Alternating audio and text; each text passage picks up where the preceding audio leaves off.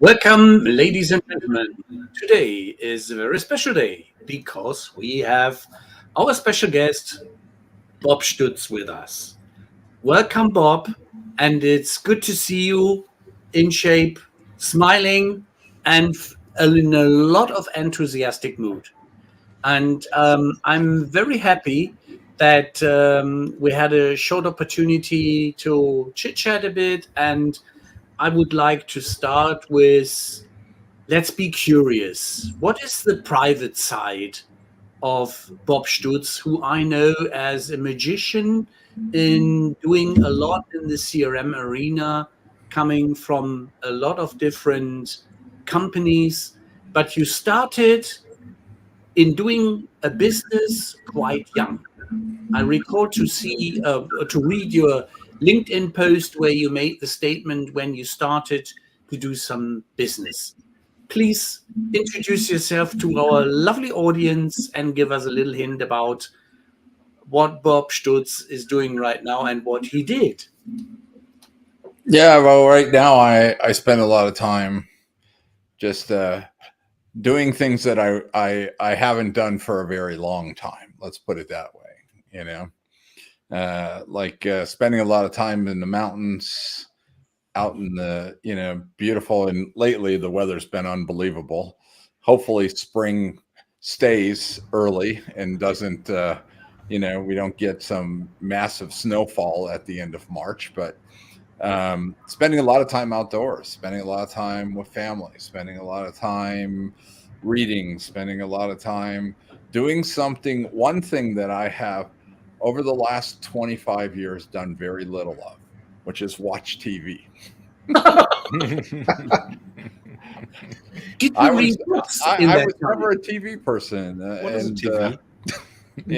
now I've started watching TV, and I've been going to photography school at the London School of Photography. I've been traveling. We just came back from 12 days in Dubai, and getting ready to head to the Maldives mid next week.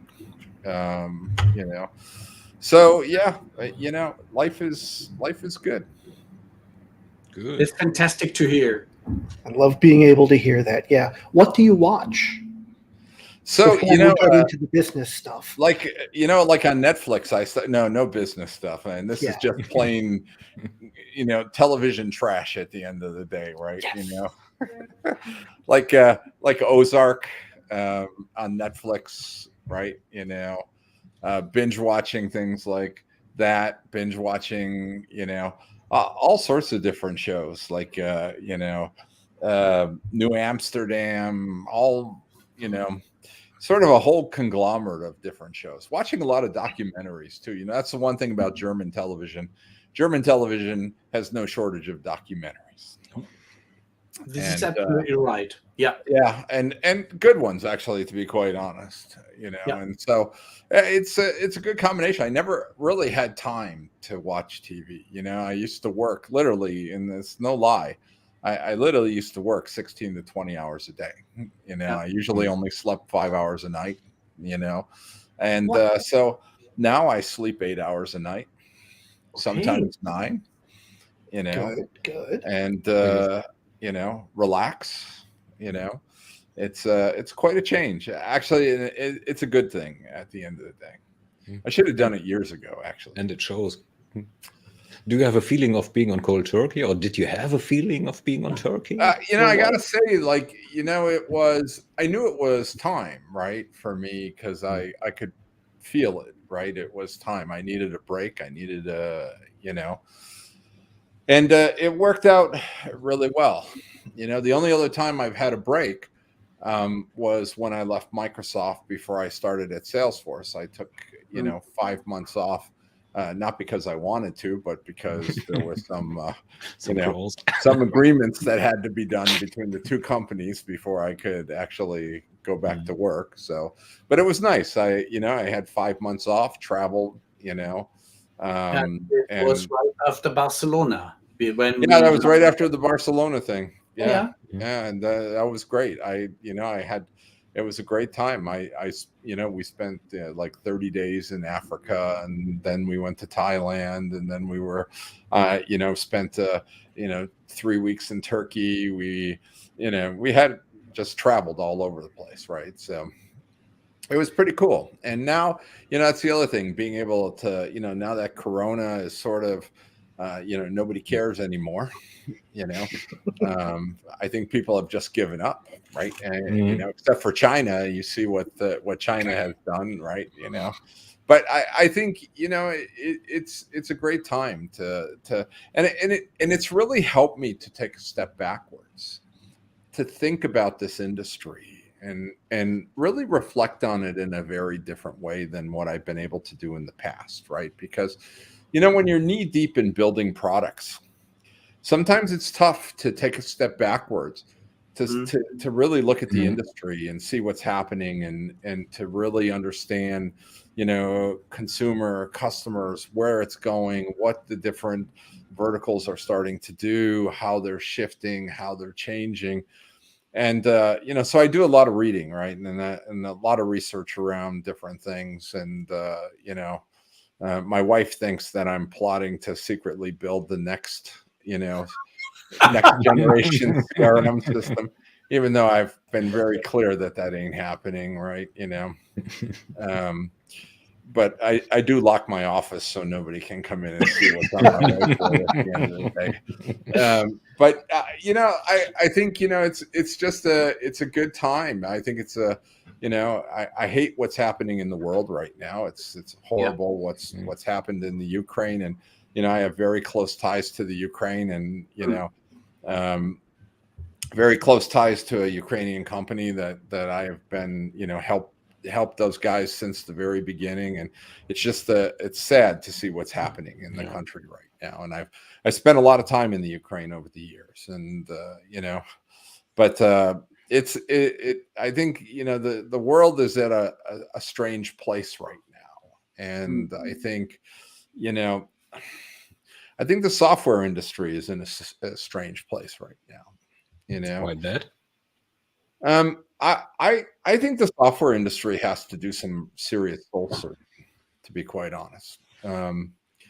Look, the reality is, and over the years, I've really gone, I think, and it's through having friends like Paul Greenberg and people like Jujar Singh and others who have, I used to be pretty conservative in my thinking and but I've really come full force into thinking that, capitalism is still a good thing, but capitalism is also very reckless at the end of the day.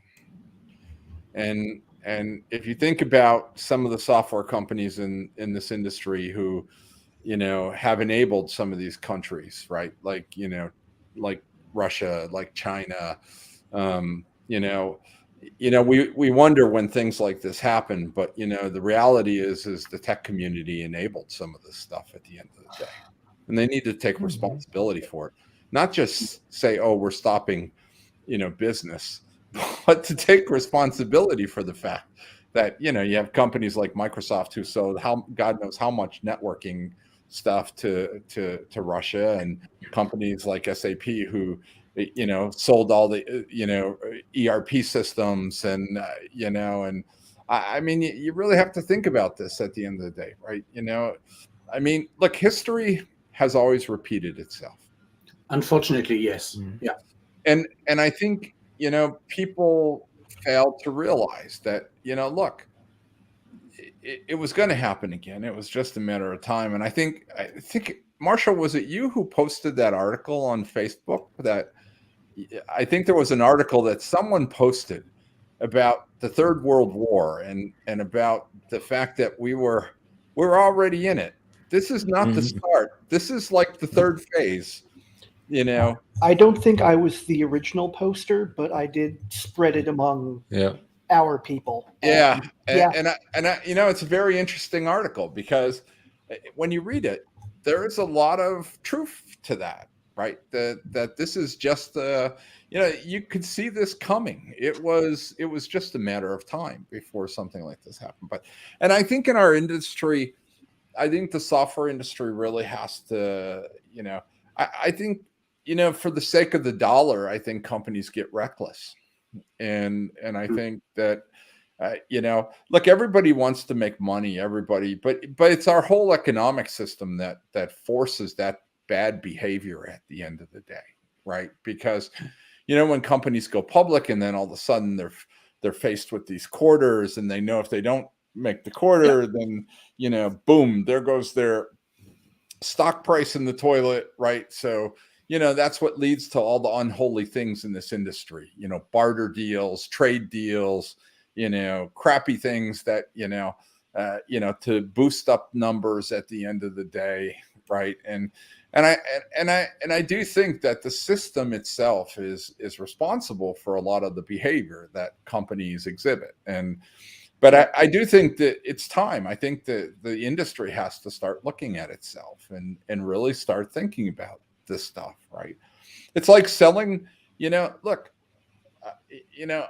I consider myself a global citizen, even though I'm an American at the end of the day. I've lived most of my life overseas. And I think that, that every country needs to really start thinking about, about their industry and what they're doing and how they're doing it, and really, think about the long-term consequences. I don't think anybody thought about long-term consequences, right? COVID, good example, right? What the hell happened? All of a sudden, the whole world realized that all the respirator machines in the world were being manufactured in frickin' China. And all the masks, all the protective gear was being manufactured in China. And countries found themselves really having to do some serious soul searching about this stuff, right? And I think on spot, yeah. And I think it's an important point that I think every industry needs to look at, right? Is every company has been so quick to outsource to China, to outsource to India, to outsource to, instead of finding ways to produce these products at home at a price point that is still acceptable at the end of the day, right? And I think, and I think companies really need to take a step backwards and really start thinking about this. A very, very good point, Bob, and exactly to a discussion the three of us had yesterday, and I had with my kids and my wife over the weekend, when we discussed that we ourselves have chosen to do a different kind of consumption, and we have now the steering wheel in our hands, what we would like to happen. If we want to have sustainable energy, we have to pay more to get it. If we want to have a better supply of food, we have to buy it, and we have to encourage those which do produce decent food, but at higher costs. And it's now our decision to make a choice. And sourcing is a very good example, not only from the private part, the private consumer, but also from the industrial consumers, because they have given up in a standard strategy, which I still learned 40 years ago, how to do proper sourcing, that you have to have A, B, C, at least 3 suppliers for a critical product for your manufacturing goods. Yeah. Yeah, no, it's a good point. Actually, I watched this documentary on German television about food supply and about the fact that food in German supermarkets, everybody thinks it's locally produced, that it's that it's coming from Germany, and it's not. These companies are buying crap stuff in China from the worst conditions. It showed some of these frozen things that were being packaged and put into German supermarkets. And it doesn't say where it's from at the end of the day. Mm-hmm. But this investigative team went to China where this stuff is being, and what they found was polluted fields where this stuff is being grown, right? Just unbelievable. Bacteria, all sorts of things that were growing.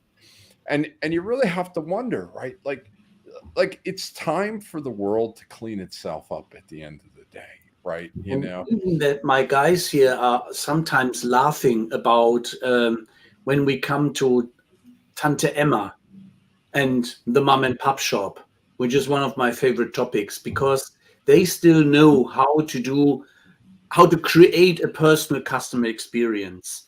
And it was a people business. It was that the people which made the difference, not a software solution or a system.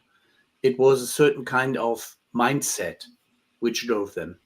And this is still, for me, a very positive example. If I go here to the Fridays market, I know the peasants who is growing that vegetable, and I know some of the animals.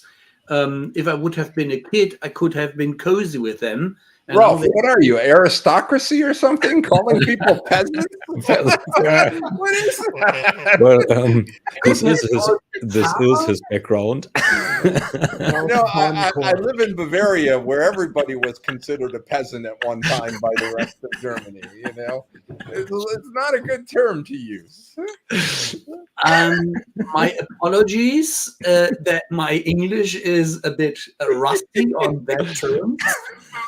I would have gone into some more sophisticated if we had the show in German.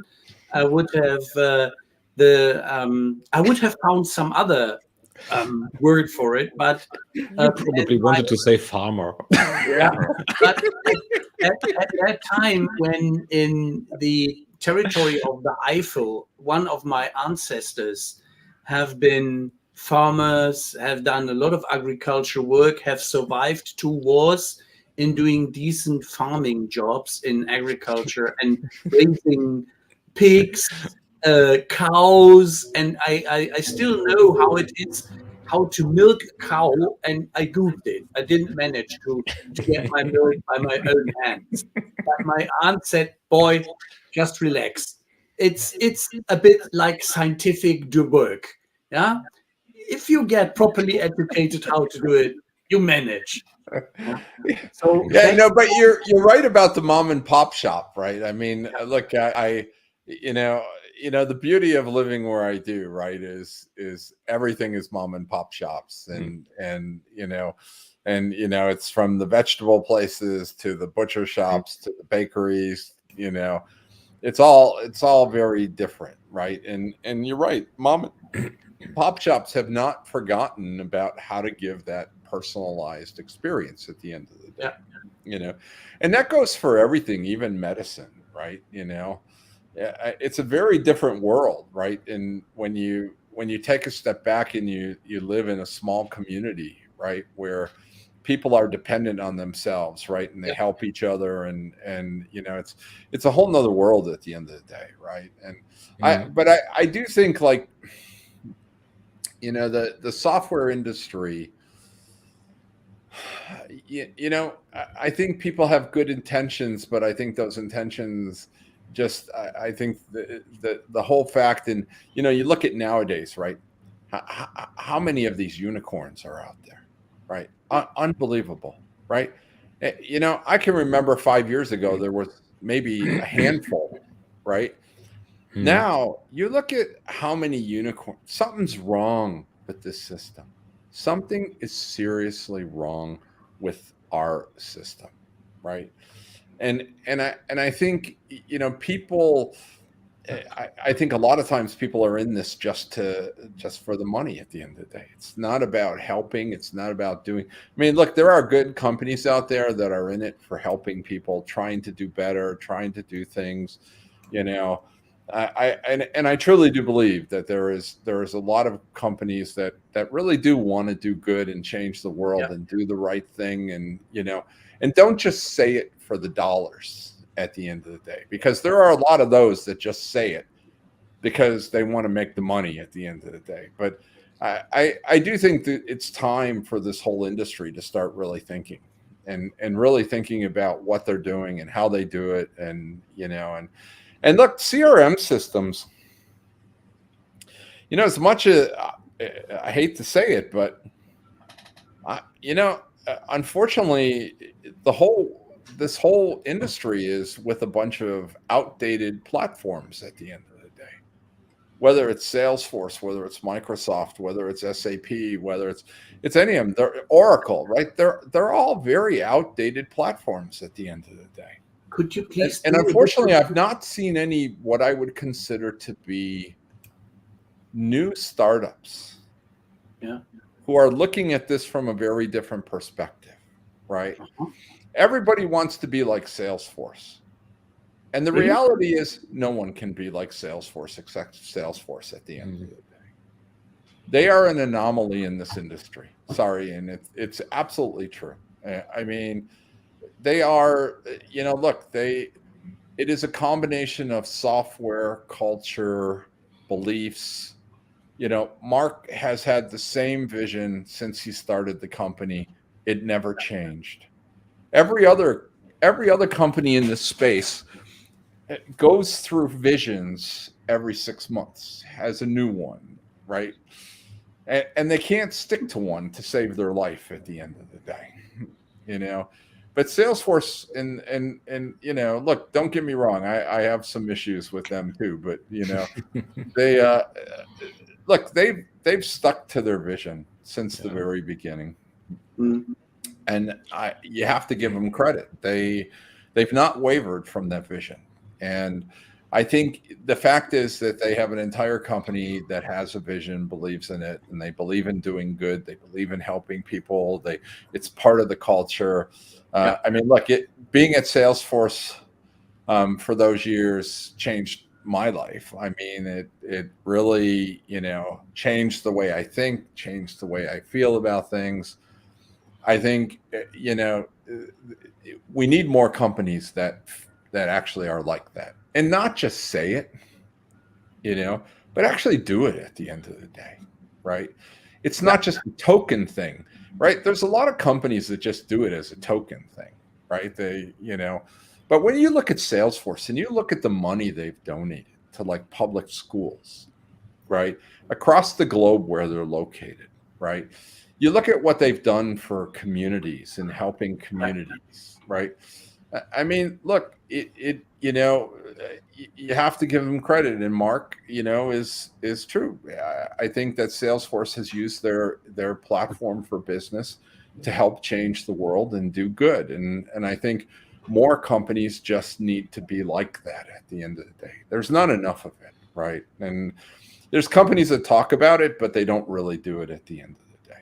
That was one of the drivers why we invited them, Joachim Schreiner and Petra Jenner, to talk here about some little of the projects, the one with the trees in Germany or Switzerland, Austria, and the project with women back to work, get women back to work after they have raised the kids, give them the next career opportunity, and reintegrate the knowledge and the workforce. And it's a vision, and they are on a mission. And it is that you have the impression that the culture is hugged and encouraged, and they go for it. And they just do it. And like when COVID hit, right? Classic example. When COVID hit, and hospitals in the US and other places could not get protective gear, could not get masks, could not get, the protective suits that were necessary. Look, Mark thought nothing of chartering a plane, right, and getting it done, right, and the amount of protective gear that Salesforce delivered during COVID, unbelievable, right? But it's a company that was on a mission to do good, right? And I think there needs to be more companies like that who don't just talk about it, but actually do it at the end of the day. There's a lot of companies who talk about it, like one, I won't name names, but like the Ukrainian situation. Some companies took a hard stand and said, we're stopping all operations, we're cutting support, we're doing everything. And then there were companies who said, oh, we're just going to suspend all new sales. Yeah. What does that do at the end of the day?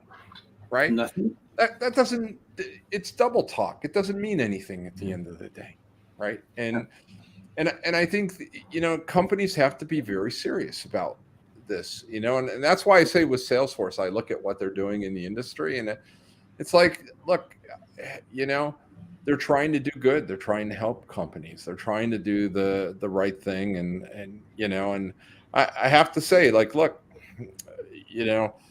I think that it's very hard to compete to stop them from continuing to grow, because I think they've proven a very valid point.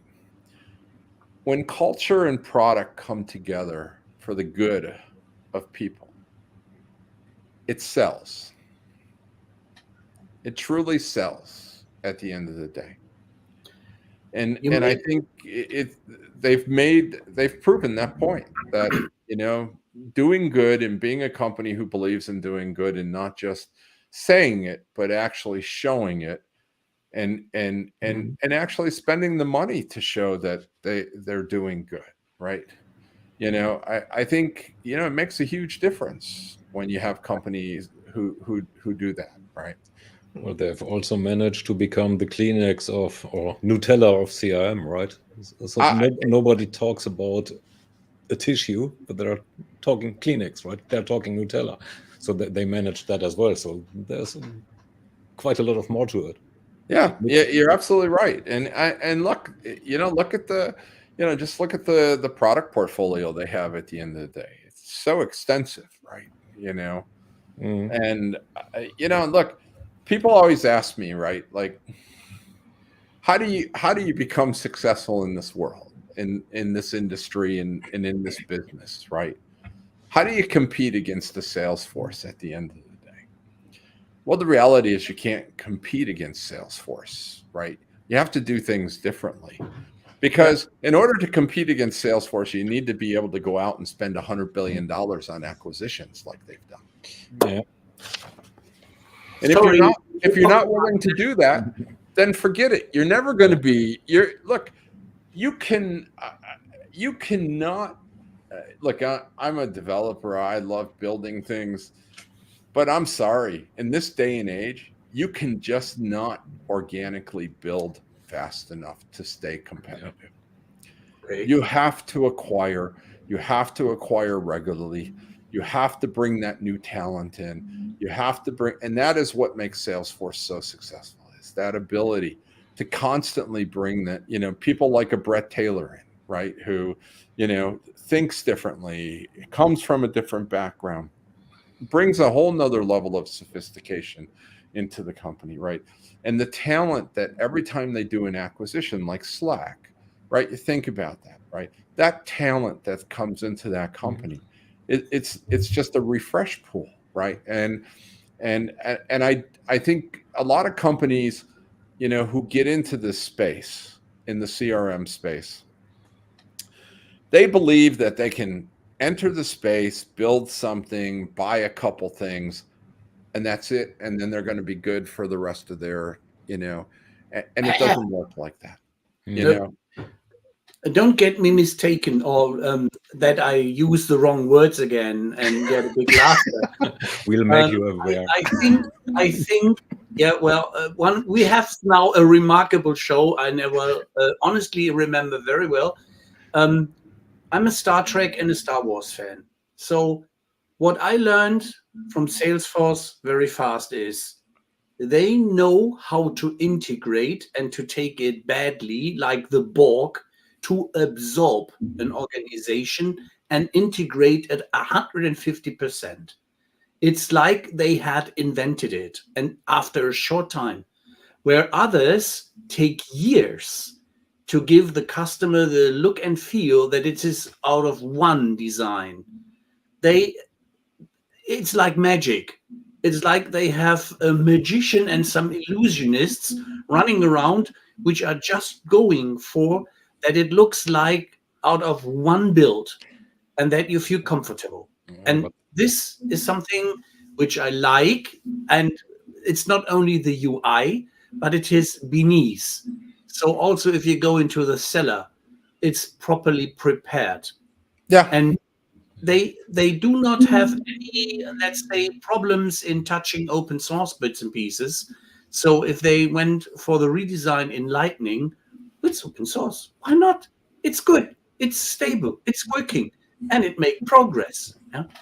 Now, Thomas. Which is only the second half of the equation. The first part is you need to retain the talent that you just acquired, right? I mean, a successful acquisition is successful not because you have the IP, because you have the brains that created the That's IP right. and keep them. So what are they doing differently there? I think it's because they value acquisitions at the end of the day, right? And look, I've done acquisitions in way too many companies to even, I even hate to think about how many acquisitions I've done over the last 20 something years. Right. And I think every company does it a little differently. Right. And,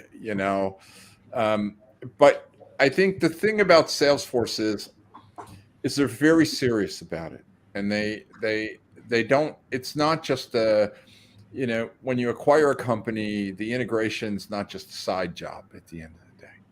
It's a real job. You have to do this. You have to integrate these companies successfully, right? And really to minimize the loss of talent at the end of the day. And other companies, they acquire companies and they sort of hold them at arm's length. And they never fully integrate those companies. And unfortunately, when that happens, what you end up with is a bunch of acquired companies who don't even work together. They don't act together. They don't even, in some cases, think they're part of the company. Yeah, they're just dangling from the same umbrella. Yeah.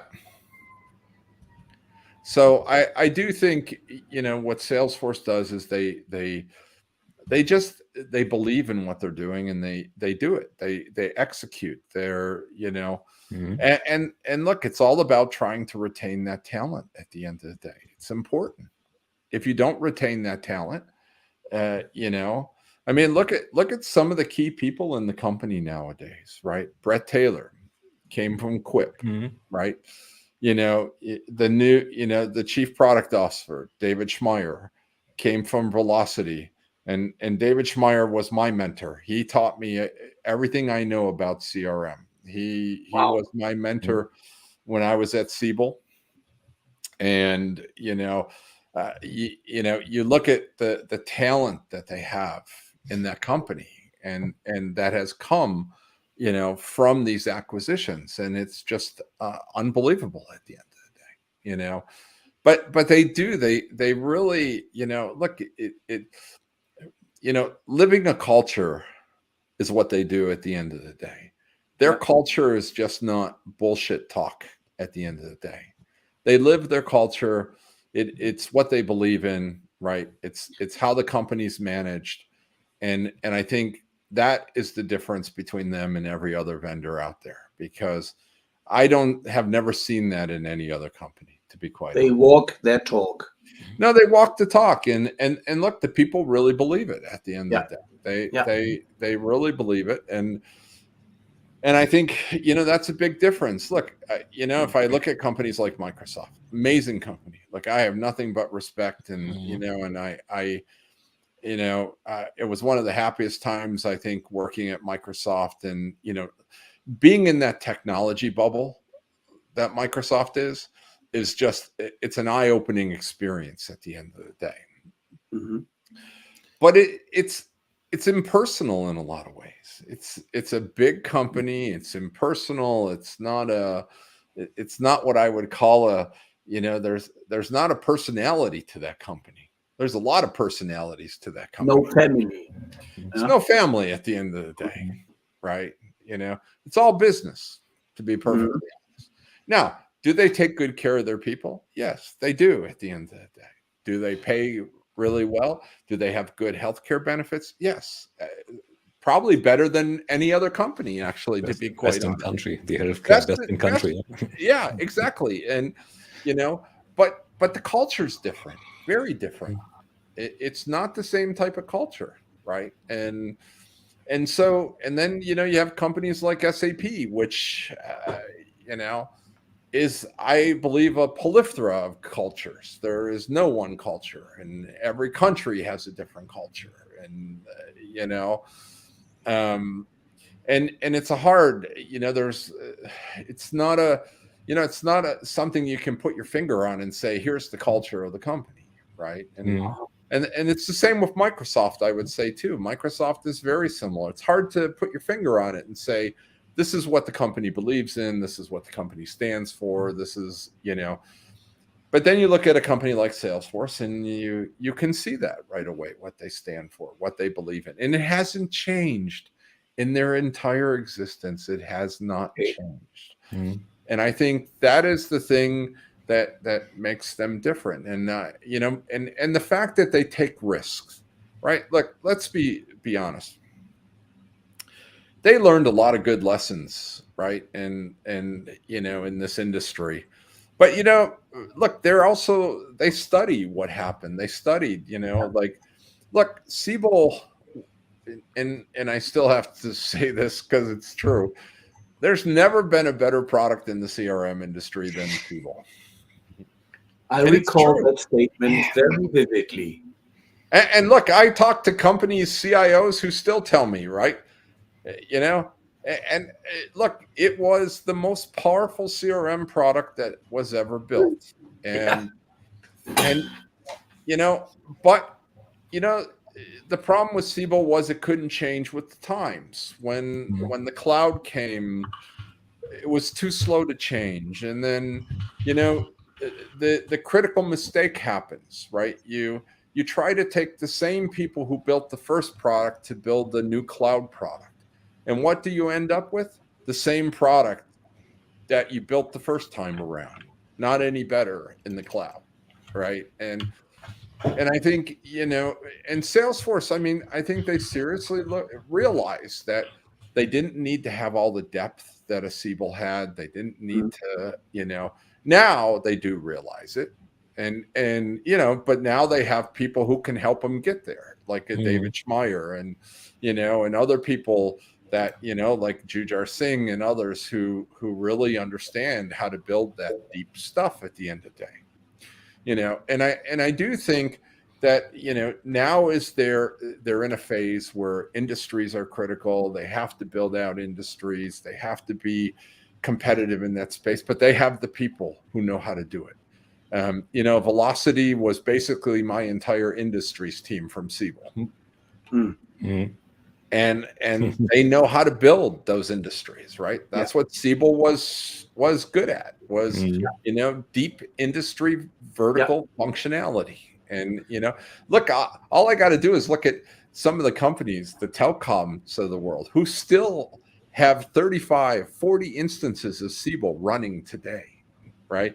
Banks who still run retail banking on Siebel today, right? I mean, look, that functionality was just, it was good at the end of the day. Shitty UI, but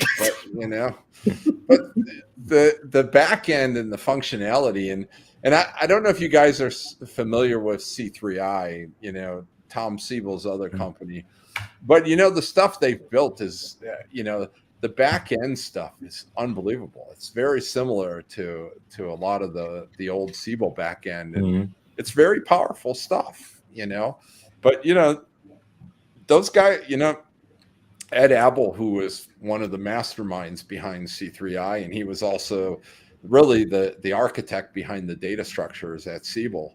I mean, just phenomenal in the ability to know how to handle data and how to do things with data.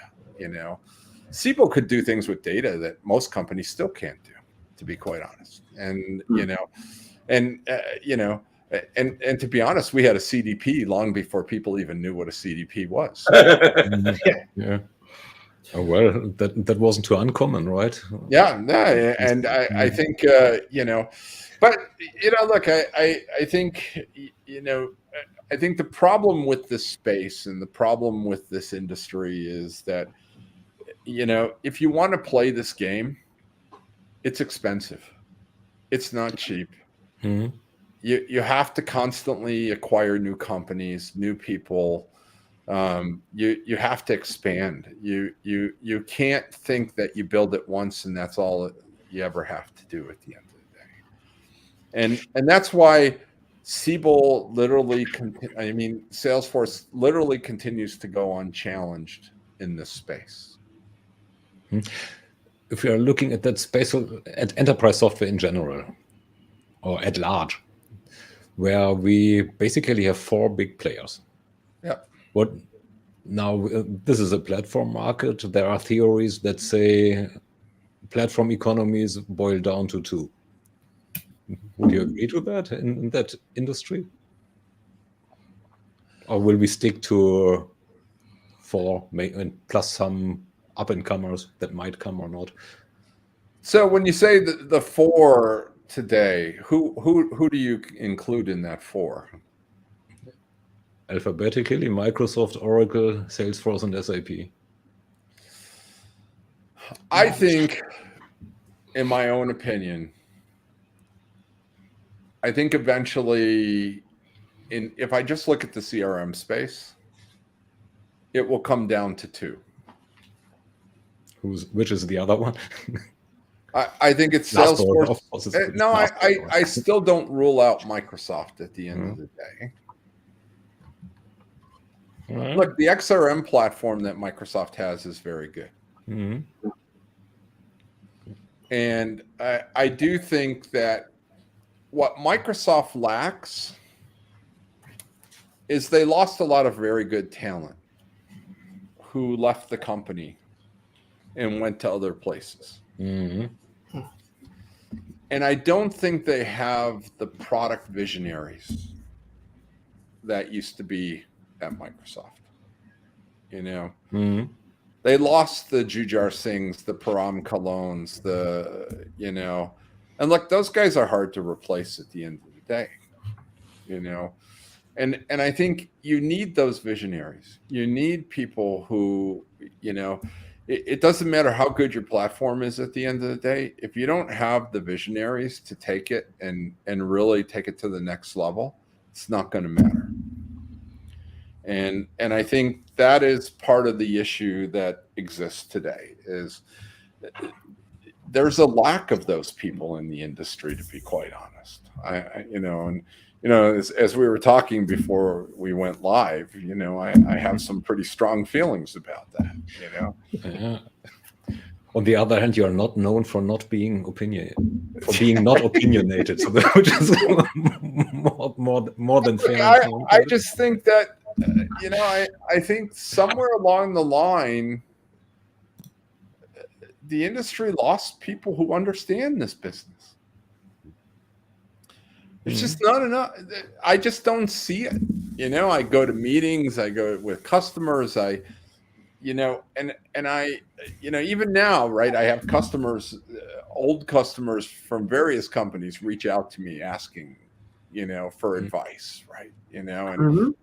And I just find it like, I just think that the industry is lacking knowledge. I think there's a lot of new people in the industry who think about it, maybe not in the same way that it and the depth of which you look at it, right? A CRM CX strategy in a company is all encompassing. And people fail to understand that, right? That if you really want to do this and do it right, it means it has to start at the top. Mm-hmm. It has to be driven by the CEO. Yep. And it has to be all-encompassing. You can't change one area and not change everything else at the end of the day. You have to do it all. Sales, service, marketing, commerce, all of it has to be structured and restructured in a way that it all flows together, that they're not separate silos. And unfortunately, in most companies today, they are still separate silos at the end of the day. And what I miss is the combination of heart and brains. Yeah, no, I look, I just think there's just not enough thinkers around the space, and having people who can think about how do you take it to a whole nother level, right? I mean, look, I've spent my whole career trying to take things to a whole nother level, right? And I can look back and sometimes you think you never really realize like how much you've actually done until you have a chance to take a step backwards and you look back and you think about all the cool things that you drove into this industry and you go, wow, that was pretty cool. And the fact that people still use that stuff today is pretty cool, right? And then and what you realize is like, I just don't see this next generation of what I would call, innovation in this space. I see a lot of the, Me Too phenomenon, Salesforce builds something, everybody wants to build it at the end of the day, right? But what I don't see is true innovation in a lot of different ways. Couldn't one see that the other way around? So because I mean they have a pretty good history of doing things right. So it means many companies are not doing things that Salesforce did because Salesforce did it, because it just needs doing. Yeah, but Thomas, I think one of the things is not everything that Salesforce does is right at the end of the day, and their failures too. And not everything in their products is really what I would call world changing at the end of the day. Yeah, actually, some of it's pretty freaking simplistic. That if it does its job. No, and look, just take SFA as an example, right? If I was to look across all the vendors on the SFA side, they're all pretty equal at the end of the day, right? Yeah. SFA is a commodity as far as I'm concerned, right? Yeah.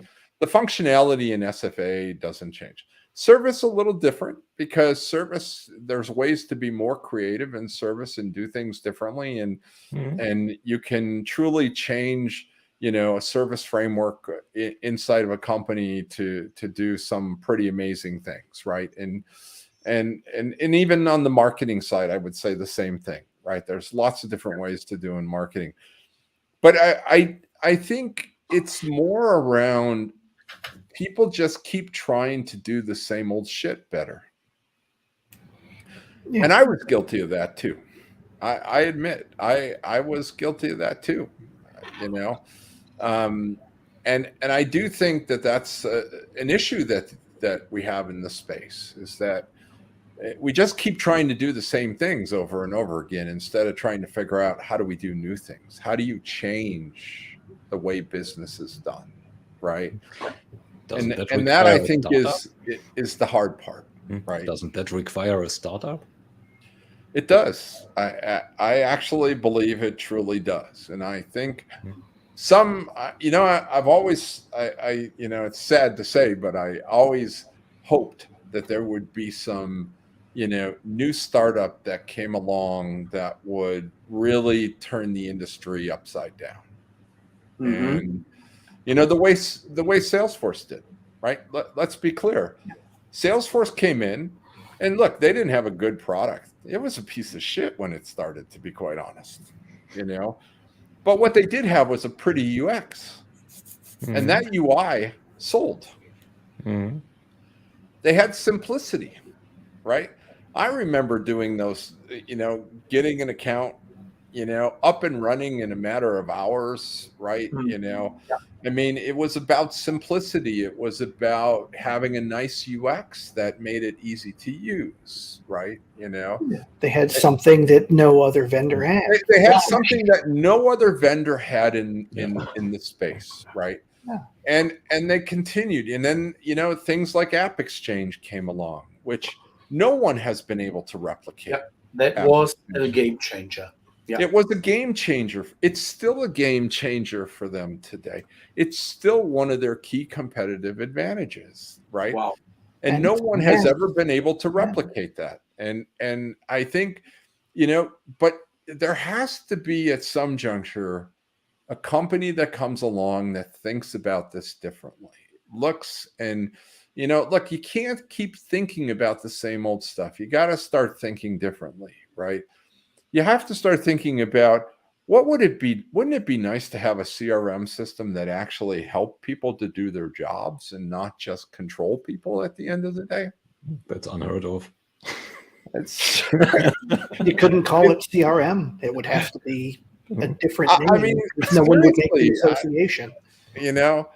Years ago when in this industry, that's what sugar was when it first came out. These guys, it was freeware. I used to look at the things they did. It was all open source. It was, I used to look at the things they were doing and go, I wish I could do that at the end of the day. But I couldn't even use open source back in those days, right? It was,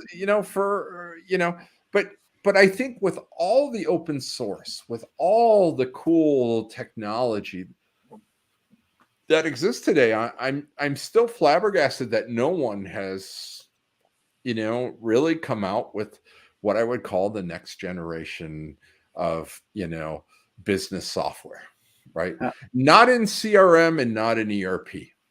I think both areas are ripe for that at the end of the day, right? Uh-huh. And I just haven't seen the startups that could, I mean, lots of good companies, but none of them, really have changed the way a company could actually do business at the end of the day, right? From the mindset and the spirit you mentioned from Mark, my personal impression was that with a different approach, Sridhar Vembu from Zoho was a bit like he has a vision and he is on a mission with his team. And it's like a large family business, but they are not to speed. They do it substantially, growing slowly, softly, with brains and heart. Yeah. They've been in business a long time. Yeah. You can also look at them. You can look at a few others in the space, right? This little company in New Hampshire that's been around forever and ever and ever, and look, it doesn't ring a bell.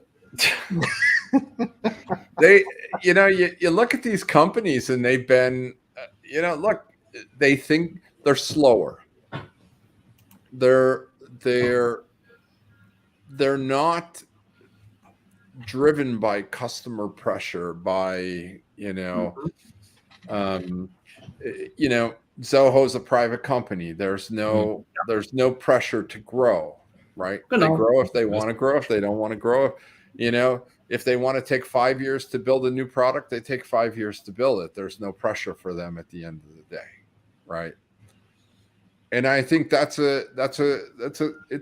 nice, right? But then again, the longer you go in this industry, and especially when you're building a platform play, the longer you go, that platform becomes outdated. And one of the worst things in this industry is the fact that, a lot of times, look, if you have a platform, it's working, it's selling, you don't really want to change it. You don't.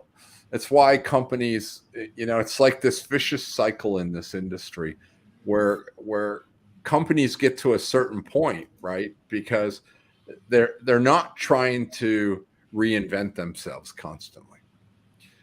If you're trying to reinvent yourself, you're ahead of that curve. So before you get to that point where all of a sudden you drop off the face of the earth because everybody looks at your stuff and they say, oh, this is just old crap, if you haven't taken that step to reinvent yourself, you're in trouble, right? That's what happened to Siebel. It didn't reinvent itself. It wasn't fast enough. If you look, SAP hasn't reinvented itself in the ERP space. It's still the same freaking product it was, years ago, right? And does it work? Yes, it works, right? It serves the purpose, right? But I think, if I look at CRM, sooner or later, someone will come around and disrupt this industry, just like Salesforce disrupted it in the early 2000s. It's going to happen. It will happen. It's the same way that Siebel disrupted that entire industry. Oh, yeah. And put all those companies out of business. Right? You pretty much brought Kiefer and Fighting out of business. I know. Drove us into the arms of SAP. But that innovator is going to be the start of a new generation. It is. At this point, with the current generation, does the product even really matter that much, as opposed to how you take it to market? Well, I think, look, if you look at the business side of things, then, how you take something to market is really critical at the end of the day, right? Yeah. How go to market cannot be underestimated in this industry. Yeah. Right. And, I look at Zoho and I've had actually this discussion with them, which was, look, when they first came out, their go-to-market was really strong. They were trying to make a name for themselves. I don't know if you remember, but back in those days, man, they used to see the Zoho signs in every airport. They were, they were all over the place, right? They were advertising. They were, and then it stopped. Yep. You don't see them. I mean, you even have to wonder if they're still in existence, actually, except for the fact that we all know them and we all have connections to them. But I wonder sometimes if they're still really even out there. Are they really selling? Are they still, how is their business growing? Right? Because they're not. Look, in this business, presence is everything. Mm-hmm. Yeah. And I think I've understood that. And I think, that's the lesson that Salesforce and Mark Benioff taught this entire industry. Yeah. In spades. Which is presence is everything. Mm-hmm. You have to be out there. You have to be out in front. You have to be leading when it comes to content. You have got to dominate the airwaves with content at the end of the day. Look at the Trailblazers. Another hat trick they did. Yeah. Unbelievable, right?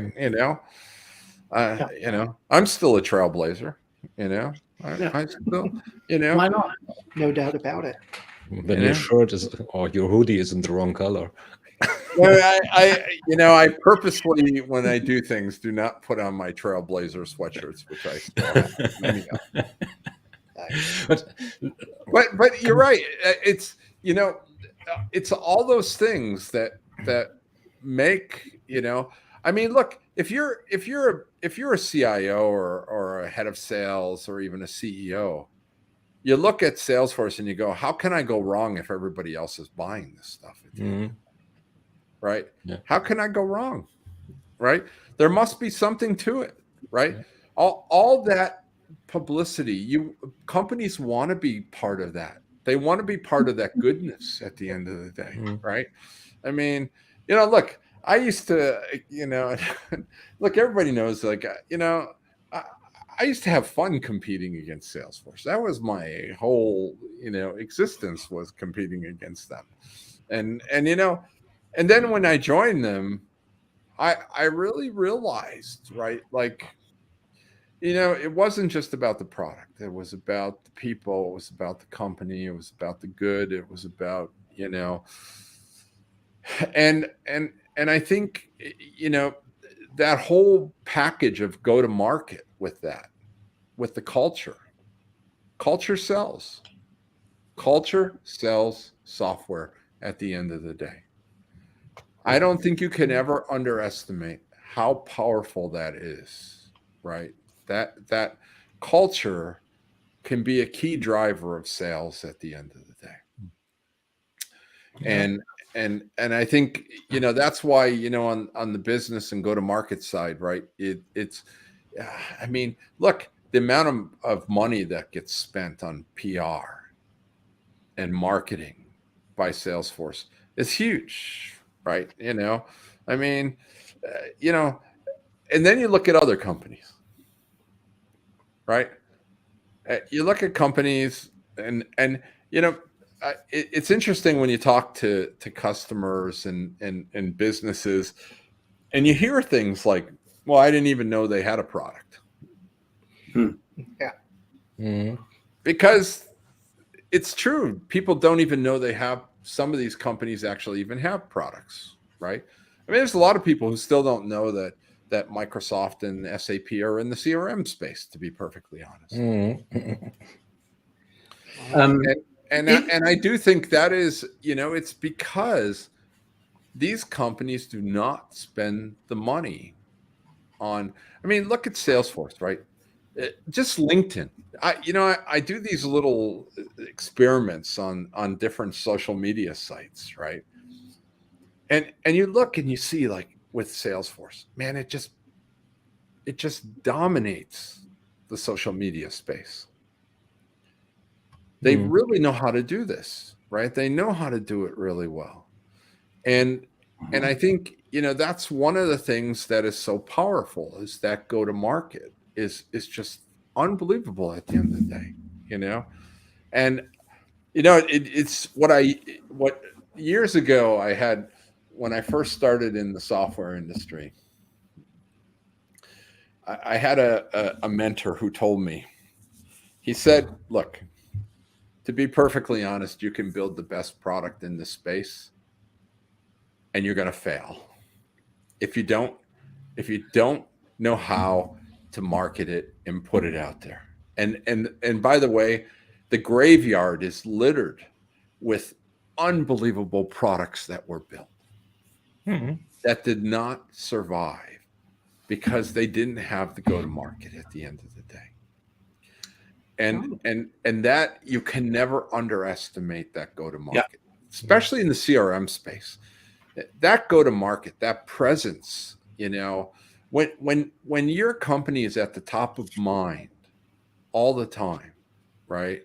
I mean, and look, Mark always, he's active on Twitter, and he's active on Twitter in a lot of different ways, not just about Salesforce, but he's active on Twitter about the economy, about social justice, about even his personal life, right?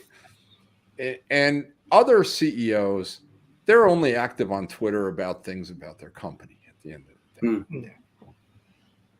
Or so maybe about their America's element, Cup racing right? boat. That it's that personal element that drives, right, this whole mystique and aurora about Salesforce. I mean, it's hard to compete with that at the end of the day, right? You can build the best products, and look, every one of these companies, like if I look at Microsoft has some amazing product in the CX space. SAP has some great stuff, right? When I look at like the Gigia stuff, and it's just amazing stuff, but there's no go-to-market at the end of the day. Microsoft doesn't have a go-to-market. Salesforce doesn't have a good go-to-market. I mean, SAP doesn't have a good go-to-market. Zoho has amazing stuff. I don't see any go-to-market anymore from those guys. I don't see, Sugar still has some good stuff. I don't see go-to-market from them very often at all, actually. Well, they got Volker now. So, I'm not going to comment there because we are editorial note. As we are beyond time, part one, I assume you have more time as you are in retirement now. So part two, I don't have any time anymore, so I need to drop. So, but by all means, please continue. So I'll listen to the rest of the webcast when I'm back. Sorry for that one. Amazing talking to you, Bob. It's always good to see you, Thomas. Yeah. And in June we can catch up in person. Yeah, you're going to be here, right? My flights are booked.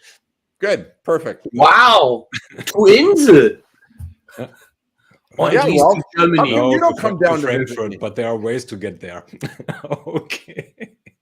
Bob, if this is an Yeah. invitation, I take it as a friendly and warm suggestion to join in.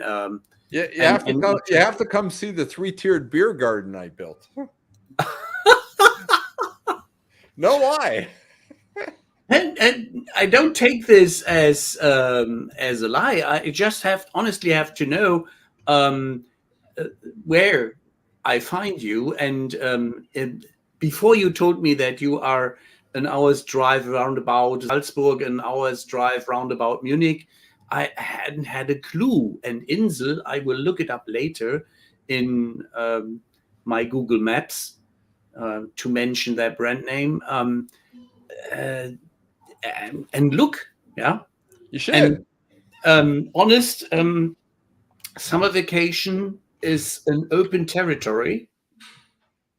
So why not do something in the area of going to the mountains? Yeah. It's the perfect time of year to come and do some hiking in the mountains. Yeah. And go Hiking sit in the Alm and drink some good beer, have some mountain cheese, and You're speaking my language. some good label case, some good vice first. That's all you can ask for in life at the end of the day. Yeah. And it's locally and it's sustainable. That's right. Raised and earned. And this is a key differentiator, which you have if you are still capable of tasting the proper taste.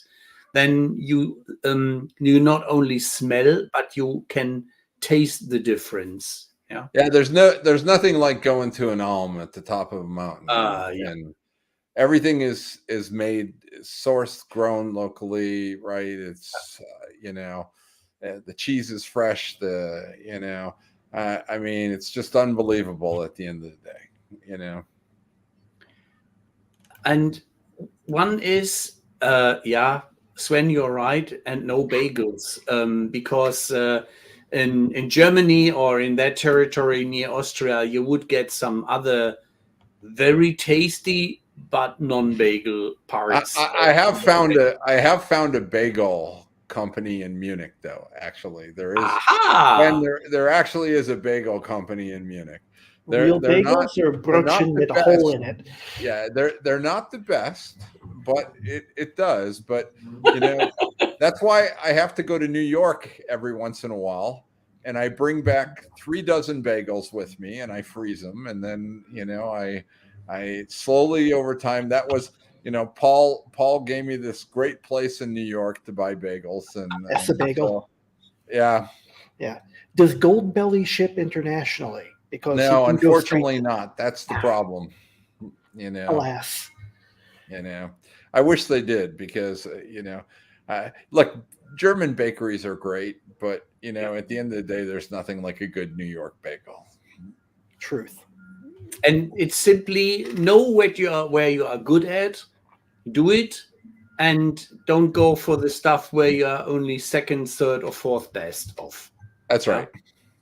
And German bread and some other pieces and some sweets are fantastic, and they are a fantastic export product. And if you've seen those ancestors which went over in the 18s and 1900s and founded some German-speaking parts in the US, and they still have their traditions of German bread and beer, that is something which is a difference in taste.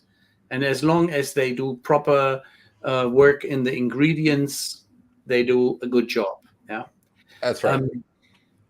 Speaking of a bit future, where do you want to travel? Because now you have the time. Yeah, well, I was, I made a list of all the places I haven't been, and and I do have a list. Unfortunately, that list is pretty small because I actually spent a lot of time traveling the world.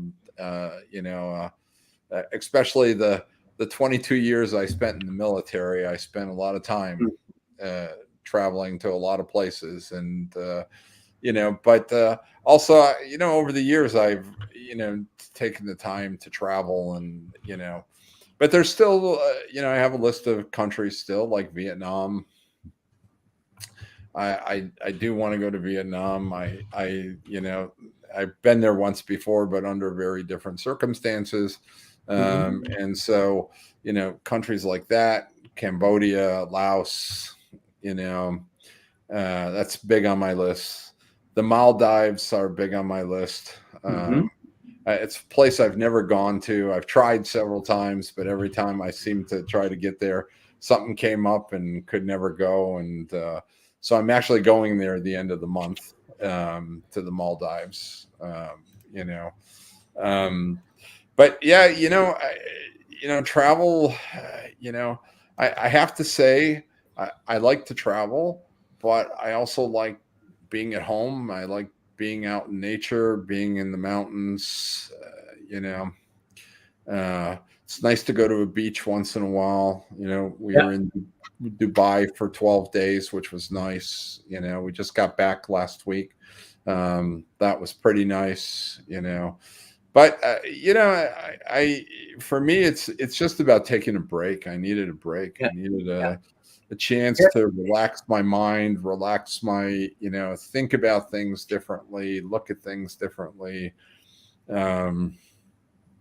I think, I think the world, I still haven't decided what's next for me, to be perfectly honest. I'm pretty content right now with where I'm at. But nobody believes that I will retire. Just my words. Yeah. But I guess that you will use the time to do something you always wanted to do. Such, if you were driven by, I would like to write a book about what I see for changes coming up. If you write it alone or you write it with a co-writer, it does not it's not the problem. It's simply you have learned so much over these ages. I think writing. I've thought about writing, but it's not in my forte. The thing that I love is I love photography. I always have.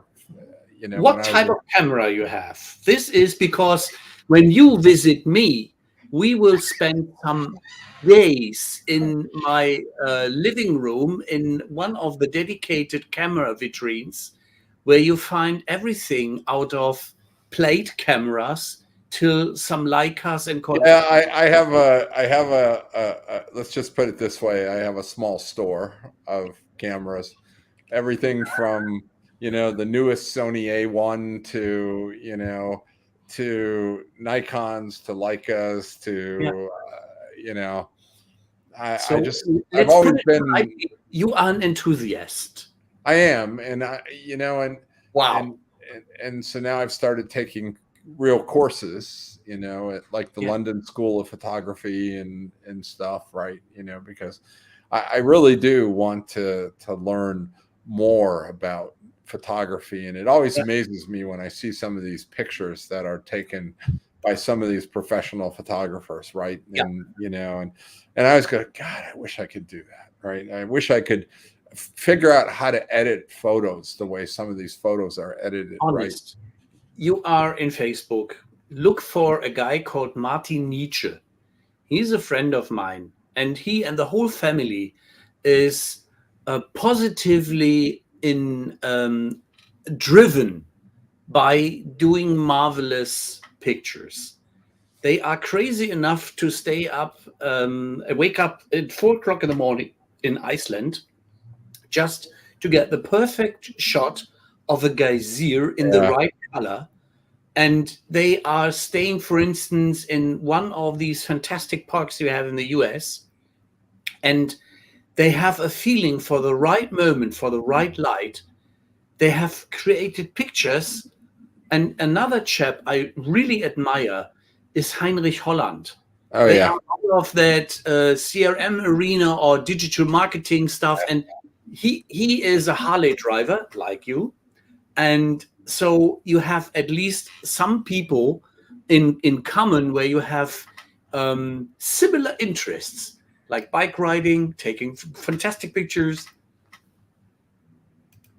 Yeah, I mean, look, that's the whole thing right now is to do things that I just never had the time to really do, and and that's the fun part of being able to step away and sort of enjoy life, and and be able to take a look back on this industry, and look, the one thing is, for me, it's always been about people and teaching people, right? And I look around and I look at like, if I look at Salesforce and Microsoft and other companies, right? And I look at all the people that have worked for me over the years now that are in key positions, and and I just, that's what it's all about at the end of the day, right? I would like to wrap that up to that dedicated point where we started in our informal backstage talk, such as doing proper mindset-driven service Yeah. is a core essence. And Look, leadership is about service at the end of the day. Leadership, there's a lot of people that think leadership is, but leadership is really about doing service. It's about, it's about working for your people at the end of the day. It's helping them. It's not about helping yourself at the end of the day. And I think people forget that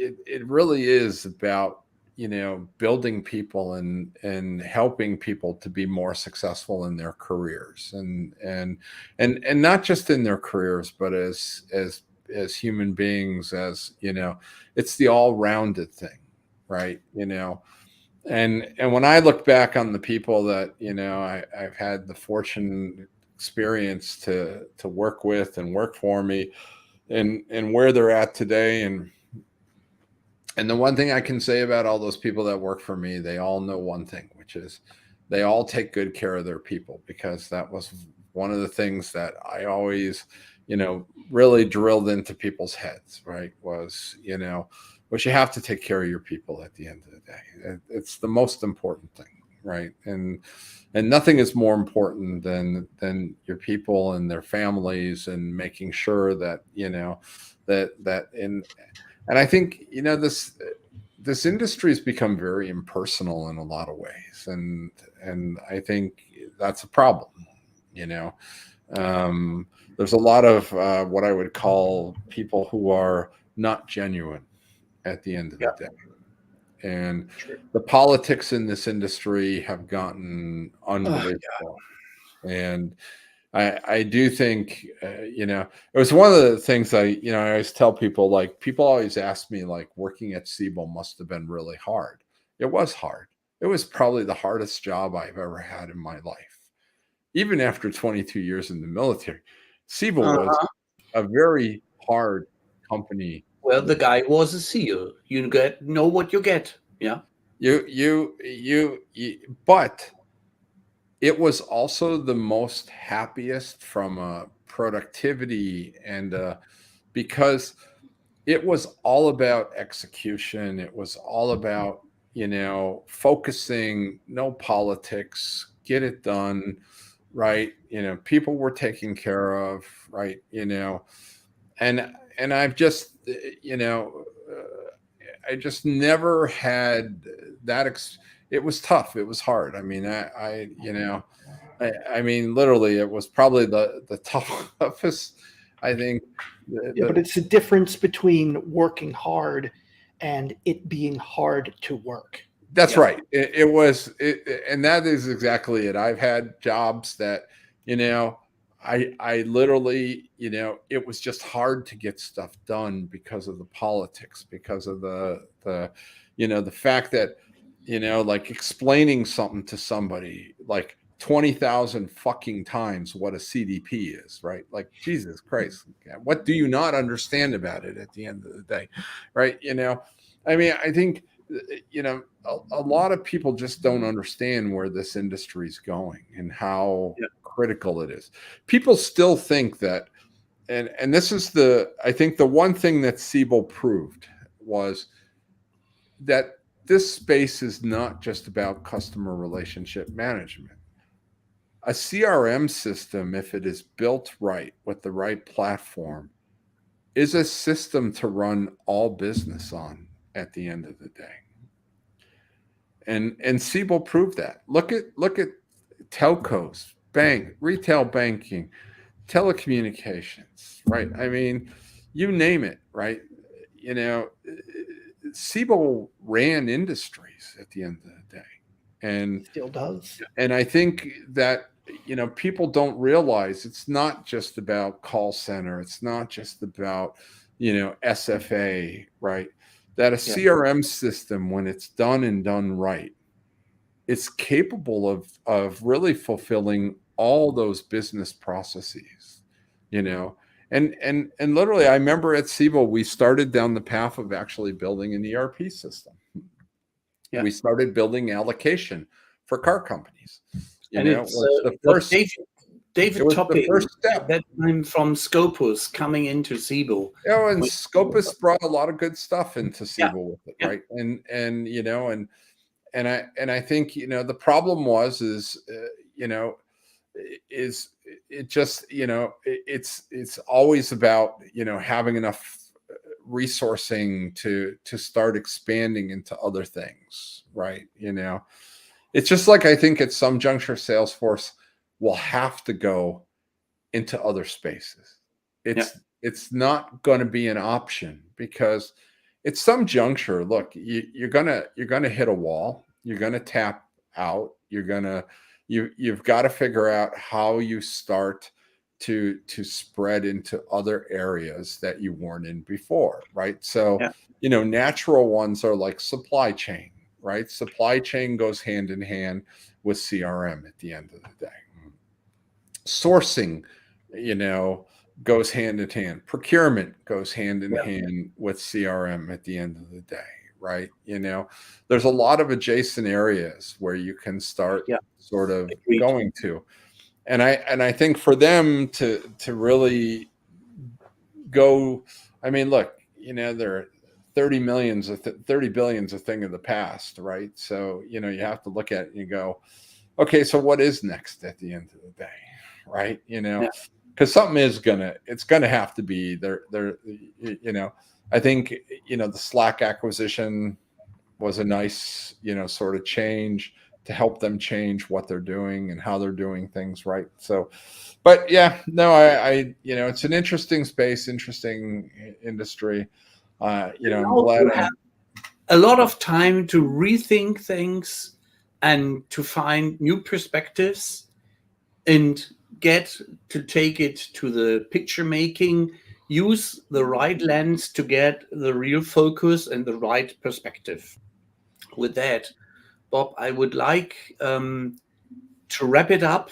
And if you would like to have a famous last sentence, feel free to spill it out, shout out, and we would love to have you back again, because we haven't touched what we had prepared, just by the flow of all the inspiration and a lot of laughs and very, very touching and mind-setting points, such as which are inspirational. I think the only thing I would say is, look, at what's top of mind for me right now is I think anything that anybody can do to help the people in the Ukraine, I think, is for me top of mind, because it's just a horrible situation. If you've never been in a war, it's not pleasant, and it is, you know, what those people are going through right now is just, you know, and for something that was totally unprovoked and just, you know, it just reminds me, and I, you know, as I was telling my wife, it just, you know, it reminds me in history of, you know, and I hate to say it, right, but it's like, why the Germans decided to go into Sudetenland and why they went into Alsace-Lorraine, right? It was, oh, those people speak German, right? Yeah. And now you see what Putin has done in the bullshit rhetoric about, oh, they're Russian speaking, historically Russian. It's just, it's sad because I think, like I said, history truly does repeat itself at the end of the day. Again, yeah. And if we didn't learn things from World War II, it's clear we didn't learn our lesson, because we're letting this happen. The whole world is standing by and not getting involved. And what frustrates me the most is when I think about all the years I was in the military, and all the places like where the U.S. sent people to Sudan and Syria and Libya and all these other places, Kuwait, and yet we let this country that has been a supporter of Europe, of the U.S., and we just let it like crumble, and nobody's doing anything. And then we say, oh yeah, we're going to send another $200 million worth of weapons. Well, that doesn't help when you don't have the people to actually, to use those weapons at the end of the day, right? It's exactly what we had with scaling up, get the right skills at the right point. And the only thing we can do in the moment from a certain distance is pray and help with the means we have at our hands. Yeah. Yeah, and I think figuring out how to reach out and help some of these agencies that are trying to really to do the right thing and donate money at least is the easiest, still and helps. get involved by we have here some experience with refugees coming from all over the world. Yep. Now we welcome with open arms and properly prepared due to our experience with Syria and the Arab countries, that we are prepared now. We know how to handle it. Yep. And this is good news. Yeah. So that's my only thing. That's top of mind for me every day. Yeah. And thank you very much for touching that as our wrap up. Thank you very much. The audience, please stay with us. Stay tuned for our next session next Tuesday. And we promise to have Bob back again. And I now push the button and we go backstage. So don't cut off.